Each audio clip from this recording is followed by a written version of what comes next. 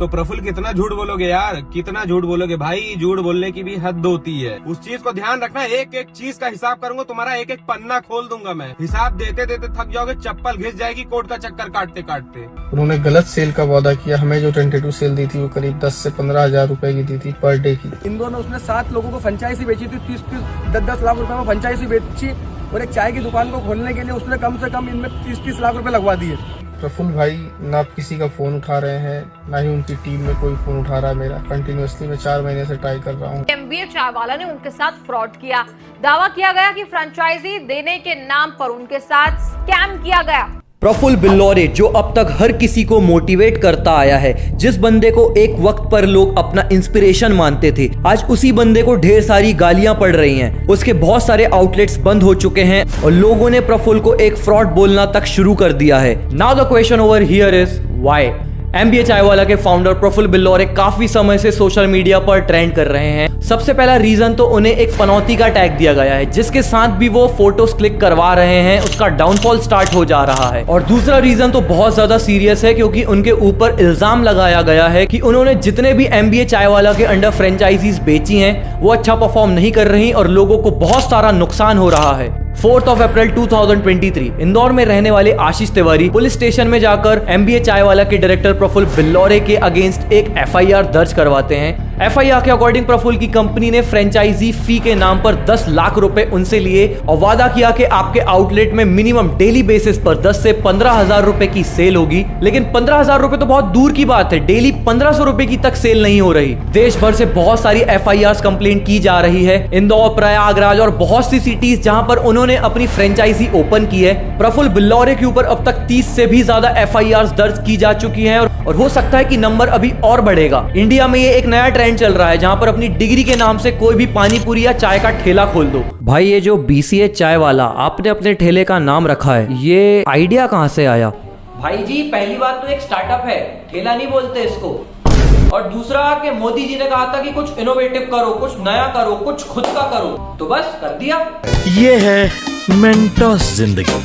सबसे पहला very expensive franchise फी। तो प्रफुल्ल भाई के अकॉर्डिंग उनकी फ्रेंचाइजी लेने के लिए 7 से 8 लाख रुपए उनकी कंपनी चार्ज करती है। लेकिन इसके अलावा भी अलग अलग फॉर्म में बहुत सारा पैसा लिया जाता है। For example infrastructure development, kitchen setup, raw material और मशीनरी का खर्चा। फिर सबके बाद भी ऊपर से 18% जीएसटी लगता है, जिससे टोटल अमाउंट या टोटल बजट लगभग 19 लाख तक पहुंच जाता है। जिन लोगों ने एमबीए चाय वाला की फ्रेंचाइजी खरीद रखी है, उनके अकॉर्डिंग कंपनी बहुत सारे फॉल्स कमिटमेंट्स करती है, जैसे कि 10 से 15 हजार रुपए का पर डे का सेल्स प्रोजेक्शन होगा, एक ही महीने में 2 से 3 लाख तक का रेवेन्यू हो जाएगा, जो कि ये फॉल्स होप आगे चलकर रियलिटी से बिल्कुल मैच नहीं होती। इवन इफ आपने फ्रेंचाइजी खरीद ली है और आपकी सेल इतनी अच्छी नहीं हो रही, तो आप प्रफुल्ल भाई से रिक्वेस्ट करोगे कि वो आपके स्टोर्स में आए, ताकि थोड़ी सी एंगेजमेंट बढ़े और सेल्स भी बूस्ट हो। किंतु परंतु प्रफुल्ल भाई शो में विजिट करने के लिए भी 1.5 से 2 लाख रुपए तक का मनी डिमांड करते हैं। साथ साथ बाउंसर्स, फ्लाइट की टिकट, होटल स्टे, एवरीथिंग, उसमें सब कुछ होना चाहिए, तब ही वो आपकी स्टोर में विजिट करेंगे। फिर आता है इनका ब्रोकन बिजनेस मॉडल। ज्यादातर एमबीए चाय वाला की फ्रेंचाइजी आउटलेट्स टियर 2 और टियर 3 सिटीज में है, जहां पर होती है मिडिल क्लास ऑडियंस। अब मिडिल क्लास ऑडियंस को पसंद है चाय टपरी में जाकर 5 से 10 रुपए की चाय पीना। लेकिन प्रफुल्ल भाई उसी मिडिल क्लास ऑडियंस से 4 गुना ज्यादा पैसे ले रहे हैं एक कप चाय के।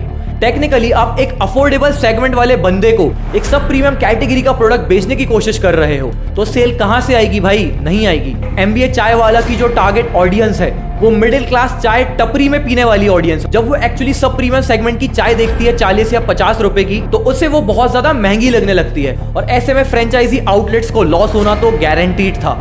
फॉर एग्जाम्पल उनके कॉम्पिटिटर चाय सुट्टा बार की बात करते हैं। चाय सुट्टा बार को अपनी टारगेट ऑडियंस भी पता है और उनका अफोर्डेबल प्राइस भी।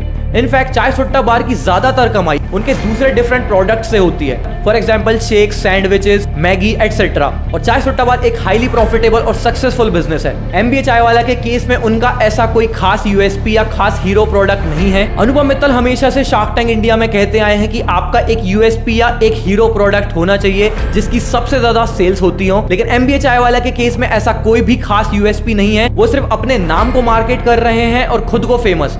इवन फ्रेंचाइजी ओनर्स का यह कहना है कि उनको जो भी रॉ मटेरियल्स मिलते हैं, जैसे कि चाय पत्ती, मसाला, मशीन्स, ग्लासेस एटसेट्रा, ये बहुत ज्यादा एक्सपेंसिव होते हैं और फ्रेंचाइजी ओनर्स लीगली बाउंड होते हैं इन्हीं सारे इंग्रेडिएंट्स या इन्हीं सारे रॉ मटेरियल्स को यूज करने के लिए। आप कोई भी फ्रेंचाइजी लें, आपको उनके ब्रांड गाइडलाइंस के अंदर ही काम करना पड़ेगा। But here the problem is MBA चाय वाला की टीम जो भी रॉ मटेरियल्स या जो भी इंग्रेडिएंट्स देती है वो मार्केट प्राइस से और भी ज्यादा एक्सपेंसिव होती है। तो अब ये सारे आइटम्स जब फ्रेंचाइजी ओनर्स को महंगे दामों में दिए जाते हैं तो अब बेचारे प्रॉफिट्स निकाले कहां से। इवन मैंने कुछ लोगों से सुना है कि इनकी आफ्टर सेल सर्विसेज भी बहुत खराब हैं, कि अगर आप इनको अप्रोच करेंगे कुछ हेल्प के लिए कि सेल बूस्ट करा दो तो इनका बहुत ज्यादा डिलेड रिस्पॉन्स आता है। Now what are the lessons we should learn from this business case study? Number 1, startup is innovation, not just starting a shop of tea.